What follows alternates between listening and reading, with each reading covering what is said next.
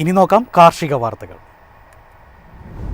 Agri news presented by Coirfed Onam Ponnonam. ഏവർക്കും കയർഫെഡിന്റെ ഓണാശംസകൾ. കുരുമുളക് വില ഇടിഞ്ഞു. കനത്ത വിളവെടുപ്പിൽ ഏലയ്ക്ക. ഏഷ്യൻ റബ്ബർ വിപണികൾ തളർച്ചയിൽ. കുരുമുളക് വില ഒരാഴ്ചത്തെ ഇടവേളയ്ക്ക് ശേഷം താഴ്ന്നു. വിപണിയുടെ ദിശ വ്യക്തമാക്കിയ ശേഷം മുളക് വിൽപ്പനയ്ക്കിറക്കാമെന്ന നിലപാടിലായിരുന്നു ഹൈറേഞ്ചിലെ ഒരു വിഭാഗം കർഷകർ. നാടൻ മുളകിന് വിൽപ്പനക്കാർ കുറവാണ്. അതേസമയം ചില ഭാഗങ്ങളിൽ നിന്നും കലർപ്പുള്ള ചരക്ക് വിൽപ്പനയ്ക്കിറങ്ങുന്നത് തളർച്ചയ്ക്ക് ഇടയാക്കി. കുരുമുളക് വില ക്വിന്റലിന് 100 രൂപ താഴ്ന്ന് 68,500 രൂപയായി. ഉത്തരേന്ത്യൻ വാങ്ങലുകാർക്ക് ഒപ്പം കയറ്റുമതിക്കാരും ഹൈറേഞ്ചിൽ നടന്ന ഏലക്ക ലേലത്തിൽ ചരക്ക് സംഭരിക്കാൻ മത്സരിച്ചു. കാലാവസ്ഥ അനുകൂലമായി നീങ്ങുന്നതിനാൽ പല ഭാഗങ്ങളിലും വിളവ് മെച്ചപ്പെട്ടത് ഉൽപാദകർക്ക് ആശ്വാസമായി. ശരാശരി ഇനങ്ങൾ കിലോ 2,497 രൂപയിലും മികച്ച ഇനങ്ങൾ 2,828 രൂപയിലും ലേലം കൊണ്ടു. മൊത്തം 1,01,026 കിലോ ഏലക്ക വിൽപ്പനയ്ക്ക് ഇറങ്ങിയതിൽ 99,987 കിലോയും വിറ്റഴിഞ്ഞു. സംസ്ഥാനത്തിന്റെ പല ഭാഗങ്ങളിലും ആകാശം മേഘാവൃതമെങ്കിലും റബ്ബർ ടാപ്പിംഗിന് തടസ്സമുണ്ടായില്ല. കാർഷിക മേഖല ലാറ്റക്സ് വിൽപ്പനയ്ക്ക് താൽപര്യം കാണിച്ചു. കൊച്ചിയിൽ ലാറ്റക്സ് 12,100 രൂപയിലും 4ാം ഗ്രേഡ് 18,500 രൂപയിലും വ്യാപാരം നടന്നു. ഏഷ്യൻ റബ്ബർ വിപണികൾ തളർച്ചയോടെയാണ് ഇടപാടുകൾ ആരംഭിച്ചത്. ചൈനീസ് വ്യാവസായ മേഖലയിൽ നിന്നുള്ള പ്രതികൂല വാർത്തകൾ രാജ്യാന്തര ഷീറ്റ് വിലയെ ബാധിച്ചു. ഒരാഴ്ച നീളുന്ന ദേശീയ അവധി മൂലം ചൈനീസ് വിപണികൾ ഒക്ടോബർ ആദ്യവാരം മുടക്കമായിരിക്കും. ബാങ്കോക്കിൽ റബ്ബർ വില കിലോ 187 രൂപയിലാണ്. News desk Myfin TV. ഇന്ത്യയുടെ സമുദ്രോൽപ്പന്ന കയറ്റുമതി കൂടുതൽ പ്രതിസന്ധിയിലേക്ക്. അമേരിക്കയുടെ തദ്ദേശീയ ചെമ്മീൻ മേഖലയെ സംരക്ഷിക്കാൻ US. ഇന്ത്യയിൽ നിന്നും വില കുറഞ്ഞ ചെമ്മീനും ഉൽപ്പന്നങ്ങളും US-ലെത്തുന്നത് തടയുന്നതിനുള്ള ചെമ്മീൻ താരിഫ് നിയമം അവതരിപ്പിച്ചിരിക്കുകയാണ് അമേരിക്കയിലെ തെക്കൻ സ്റ്റേറ്റായ ലൂസിയാനയിലെ 2 സെനറ്റർമാർ. ഇവിടത്തെ മത്സ്യവിപണിയെ സംരക്ഷിക്കാനാണിത്. എന്നാൽ US വിപണിയിൽ അമേരിക്കൻ ചെമ്മീനുമായി ഇന്ത്യൻ ഉൽപ്പന്നങ്ങൾക്കുമായുള്ള മത്സരം ഒഴിവാക്കാനാണ് താരിഫ് നടപ്പിലാക്കുന്നതെന്ന് ഇന്ത്യൻ കയറ്റുമതിക്കാരുടെ ആരോപണം. USA-യിൽ ഉൽപ്പാദിപ്പിക്കുന്ന ചെമ്മീന്റെ അളവ് രാജ്യത്തിന്റെ ആഭ്യന്തര ആവശ്യത്തിന് തികയില്ല. അതിനാൽ അമേരിക്ക ഇറക്കുമതിയെ ആശ്രയിക്കേണ്ടി വരും. അതേസമയം ഇന്ത്യയുടെ സമുദ്രോൽപ്പന്ന കയറ്റുമതി 120-ലധികം രാജ്യങ്ങളിലേക്ക് കൂടി വ്യാപിപ്പിക്കുന്നതിനാൽ പുതിയ ബില്ലിനെക്കുറിച്ച് പരിഭ്രാന്തരാകേണ്ട ആവശ്യമില്ലെന്നാണ് കയറ്റുമതി മേഖല വ്യക്തമാക്കുന്നത്. News desk Myfin TV. ഏഷ്യയിലെ പ്രമുഖ സമുദ്രോൽപ്പന്ന വ്യാപാരമേളയായ India International seafood show September 25 മുതൽ 28 വരെ ഡൽഹിയിൽ. ഷോയിൽ 15-ലധികം രാജ്യങ്ങളിൽ നിന്നുള്ള കമ്പനികൾ പങ്കെടുക്കും. വേൾഡ് ഫുഡ് ഇന്ത്യ 2025 ഇത്തവണ ഡൽഹിയിലെ പ്രഗതി മൈതാനത്തുള്ള ഭാരത് മണ്ഡപം വേദിയാകും.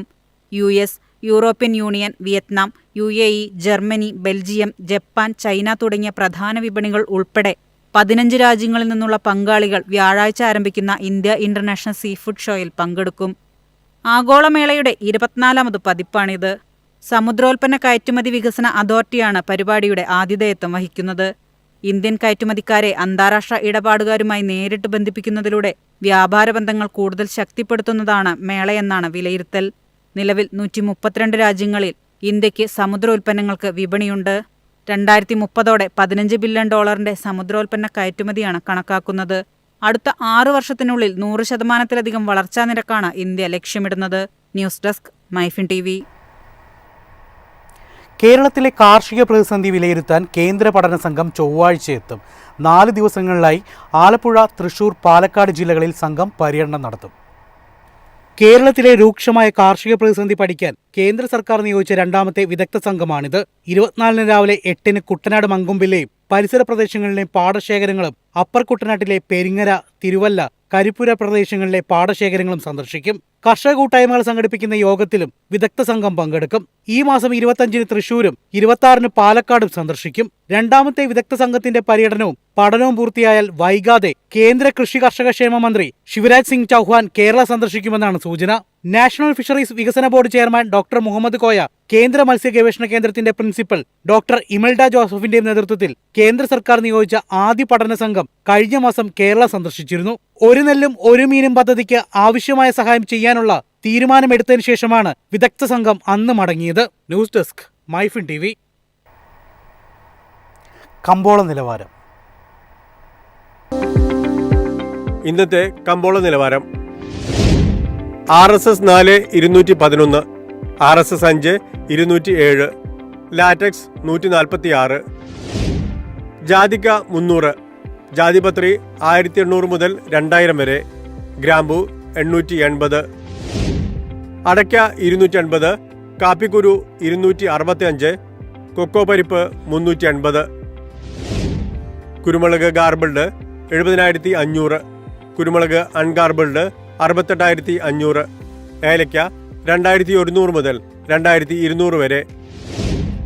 വെളിച്ചെണ്ണ 36,800, കൊപ്ര 23,800, ചുക്ക് 24,000.